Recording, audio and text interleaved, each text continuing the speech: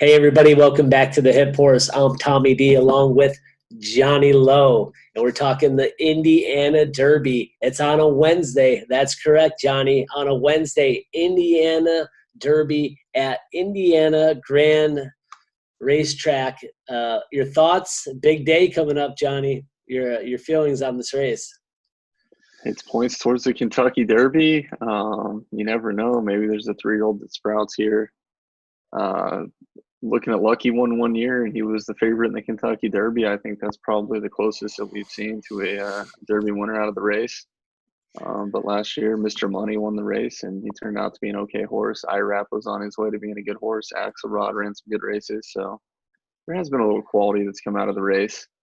Tomorrow's rendition, it's going to be interesting. When I broke the race down, the first thing I did was try to find a pedigree pattern, and I really couldn't. It's kind of spaced out. It's all over the board. Nothing really stayed true to the race, so you kind of have to handicap it after that. And I went back and looked at the past performances, and I watched the race replays and tried to see a horse maybe that's developing or shows a tell sign that he's ready for a breakout race. And even then, it was kind of hard to separate some of the horses. I I think that the pace breakdown, Stuart Elliott and Asmussen might send the Fort Erner. I think that's his best shot. His last race, he went to the lead. He got kind of brave at the end, man of the can, and Dean Martini, who just came back and won the Ohio Derby, ran him down with the last 100 yards to the wire. So I think he's going to have a little bit of an advantage. At least he'll be on the front of the pace. And I think the horse to the inside of Tyshawn, whose last race was in the Arkansas Derby against Nadal in the better group of horses, if you will. I think he was just overwhelmed. He broke out of the gate and it just had steadily faded. And I think that's pretty much how I would describe his last place effort in his last race. He's had a little bit of a breather. He's come back. He's got 3 works under his belt. They're decent works. His last work was a minute flat at Santa Anita, and Bejarano's aboard. It's a show of confidence for Bejarano to get a graded stakes mount. He was in California riding for so long, and it just seemed like he had some problems finding those graded stakes mounts. So it's good to see him aboard a horse here, especially for a California trainer and Richard Baltus. I think that horse is going to have to improve off his last race. I think it was too bad to be true. And then I see the 5 here, Shared Sense. Shared Sense is a horse that I think is steadily improving. His last race, yeah, he lost by 6.5. Art Collector had the easiest lead I've ever seen. He turned for home, slow fractions, 48-second half, and it was over. He just pretty much had the race to himself. Shared Sense fought to the line, beat Finnick the Fierce, which showed he had a little grit and determination. 2 back, he won a real stretch duel with a horse named Marvin that ran really well at Oaklawn Park. And he had a turf race in between against a horse that flew out from San Diego or from California, who won at Del Mar Smooth Lake Straight in a 13 horse, really tough field in the War Chant at Churchill Downs. And he held his own. He finished 6th. He finished in the top half of the field. I think my pedigree-wise pick, although last year Mr. Money was by Golden Sense, Juggernauts by Golden Sense, and I'm not sure I'm going to lean towards that horse, but background, he's by Kozan, who's by Distorted Humor. He's out of a Corinthian mare. Corinthian is going to be the AP Indy line. It's a really nice cross. I think Kozan might be a sprint type stallion, but when background gets a dry track and it's playing fast, he's done pretty well. He broke his maiden by 4.5 lengths at a mile and 16. He hasn't had too much luck in the Oaklawn Stakes where he got smoked. He ended up running 9th by 21. In his last race, he ran 9th by 9.25. But that was a sprint. Maybe he's looking to stretch out a little bit and see what he can bring to the table. I think the other horses in the race might have to probably run their best races if they're going to want to beat those horses. Maybe the 2-horse, the Speightstown horse out of the Pulpit mare, also has a shot. Only finished a length and 3/4 behind Erner in the same race last out with Louis Saez aboard and Brissett as the trainer who's 3 for 5 so far in horses that he's sent out on that track. So he if he steps up, he could be dangerous. I expect him to be a little closer to the pace than he was last time. Yeah, Johnny, this race was very interesting to look at. A tough one to really put together. My top choice I fell on was 4 Earner. Just going with Steve Asmussen and the experience, those workouts, nice little workouts, 8-1. I like the price here. This horse was bet favorite twice in its first 2 starts. Comes off the bench, second off the bench for Steve Asmussen at 20%. So I like number 4 here at 8-1, and I agree with you on 5. You got Godolphin Stables with Brad Cox, Street Sense, this 3-year-old colt is going to be right in the mix. So I like your picks 3, 4, and 5. Maybe the only other one I might throw in the Fed is Major Fed. That's the 8 horse. 7-2. I'm just looking at this horse. Its best run at this distance is 1.125 miles, and the Risen Star ran a nice race, finished second, only a length behind Modernist. It did beat New York Traffic in that race. So if Major Fed could get back on track, second off the bench here, some time off here. The trainer's not so good in the stakes, 19%. That's Gregory Foley is the trainer here. Maybe a quick look at 8 Major Fed, but my top choice would go to the 4 Earner and 5 Shared Sense are the other horses I like in this interesting Indiana Derby, you could say, Johnny. Yeah, and one thing that's kind of for me, one thing that I think is going to be harder for them to overcome is the closers, the Shared Senses, the Major Feds. I mean, these are deep closers. If a horse like Earner or Tyshawn kind of sneaks off up front, or Extraordinary sends Extraordinary, there's a chance that one of these horses might get away, and you might get a decent price if there's some traffic. I know it's not the most appealing field, but it is 10 horses deep, and there's going to be some decisions for some of these jockeys to make when they turn for home. So, what I love about it, Johnny, is that I think that we're going to find the favorite coming up probably 2, 3-1 in this race. So there's no true favorite in this race, per my eye, unless you see something different. No, I see. Morning Line 3-1 looks like the top choice, and that's the 9 horse. I don't personally have the 9 horse. I know he beat Finnick the Fierce by 1, got disqualified, and ran 4th in the Charlatan edition. But I think that even off of those performances, he's going to need to step up if he wants to win this race. He's by Painter out of an Unbridled Song mare. I think the horse might even want more distance than 1.125 miles. That kind of pedigree looks like 1.5 miles to me. So I think I'm going to try to play against him, especially 3-1 Morning Line. If he goes off any lower than that, I would definitely have to pull the trigger on some horses with some higher odds in here. Yeah, it seems to be a good betting race. That's the Indiana Derby we're talking about. That's race 11 tomorrow at Indiana Grand racetrack in Indiana. Anything else you got on your mind? I think opening day at Keeneland is tomorrow. That's Wednesday. We're shooting this Thursday night. So opening day Keeneland, always a great event, and excited to see your thoughts on Keeneland opening day, Johnny.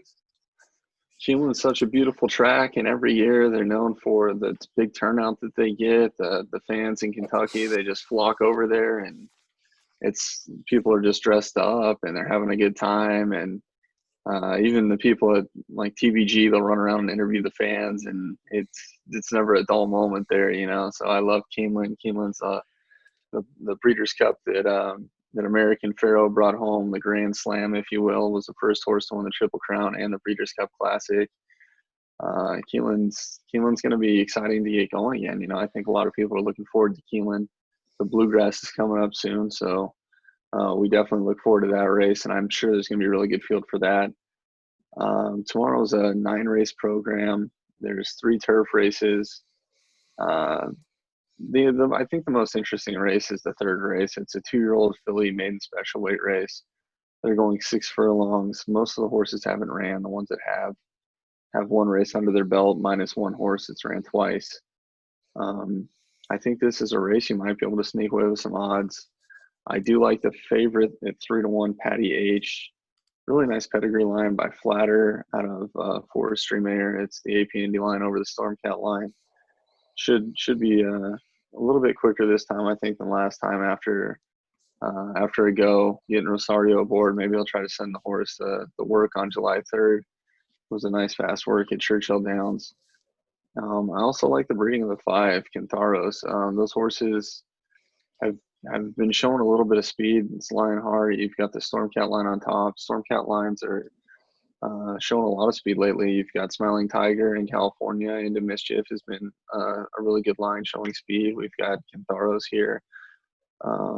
So I think that Saw for Adada, if that's how you say the name, has some nice horse underneath the belt, and should be good first time out. Also, I'm going to throw a bone here at an 8-1 shot warning line on the rail with Majestic Perfection, sticking with the Stormcat line on top. That's Harlan's Holiday, which goes back to the Stormcat line. The works don't really tell me a whole lot about this horse, but those Majestic Perfection horses seem to have some speed, and it should get out of the gate in time to you're on the rail, you got to send. I guess we'll see how far that horse can go. Yeah, this is an interesting race that you brought up, 2-year-olds. As you know, anything could happen in these races. Still trying to figure out, looking at the pedigree might be the best play, workouts, trainers, stats.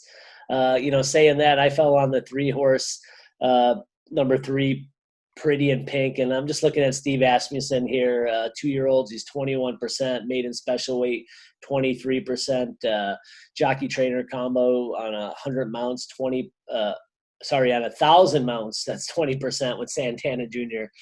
So pretty good connection there. And I like the 5 too. I agree with you on the 5, Sa for Dada, Colebrook here. And you said the pedigree there. I think that this chance has a nice chance to win this race. And the other one that I'll just bring up real quick is the 9 here. Is Tom Amos, same thing. I'm just looking at numbers. 2-year-old trainers, these guys know how to get them fired out of the barn at 2. 22% for Tom Amos, maiden special weight, 21%. So just a couple percentage plays there. That's the 9-horse spun D at, hard spun 2-year-old filly there. And then, like you said, the 5 and the 3, Johnny, a couple horses here that I like in this, I think, wide open race 3 at Keeneland for 2-year-old fillies. Even the 2 outside horses, I don't think I would wish the 10-hole or the 11-hole on anybody's 2-year-old going 6 furlongs, especially with the 11-horse being first time out. But they're both by Malibu Moon. Malibu Moon's a really good sire. You'll remember Orb won the Kentucky Derby. He was by Malibu Moon. The 10 is out of a More Than Ready mare, and the 11 is out of a Stormcat mare. And the 10 has 1 race under her belt.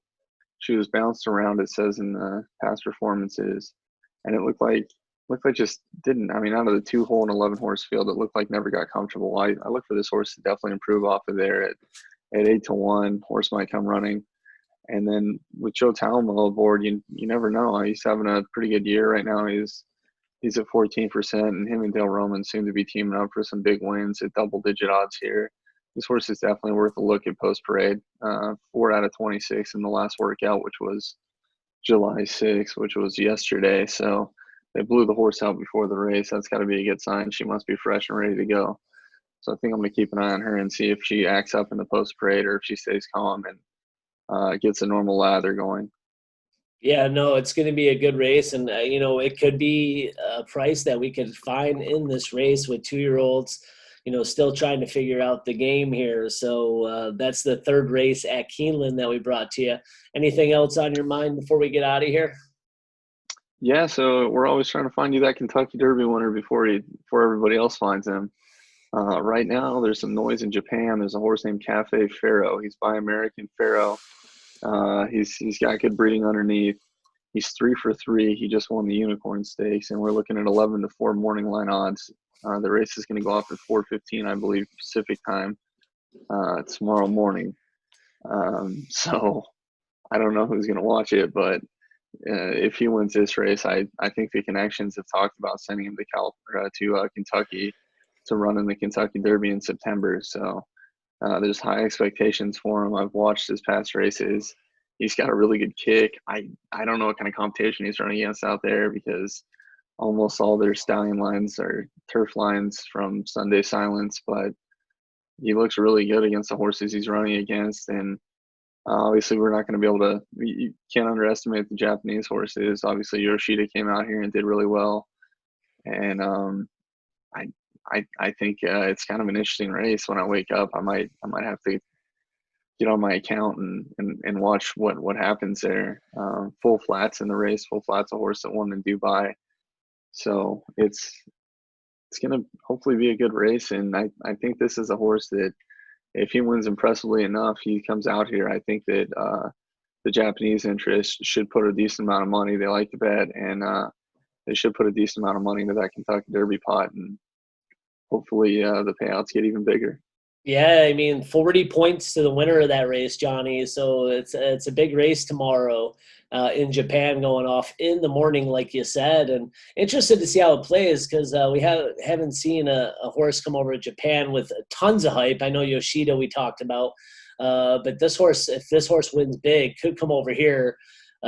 Talked about more than any other Japanese horse we've seen in a long time, or maybe even ever. I don't know. Anything else you want to say before we get out of here on this Tuesday evening going into Wednesday? We got Del Mar firing up this weekend too, so right around the corner. Yeah, Del Mar's this weekend. That's definitely going to be a big race or a big weekend of racing. There's going to be a lot of stakes races going on, and it's so nice to see where the surf meets the turf get going. We got Saratoga starting up soon. Just so much going on right now, and there's so many of these 3-year-old races popping up. We'll do our best to keep up with them, but you've got the Haskell that's going to be coming up in a couple weeks. Looking forward to Maximum Security getting back on the track on the 18th. I'm pretty sure in the San Diego Handicap, it is an interesting race for him to come back because in the past Baffert hasn't had the best luck. Silver Charm lost. Arrogate kind of had his downward fall there from that race, but hopefully Max will be the one that bucks a trend for him. We'll see what happens.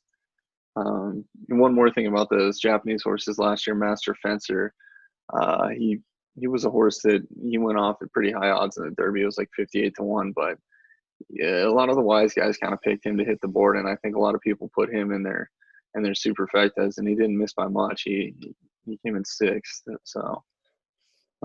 Hey, something to pay attention to. Yeah, you got to pay attention that those Derbies supers pay some serious cash. So something you want to pay attention to if you're playing, across.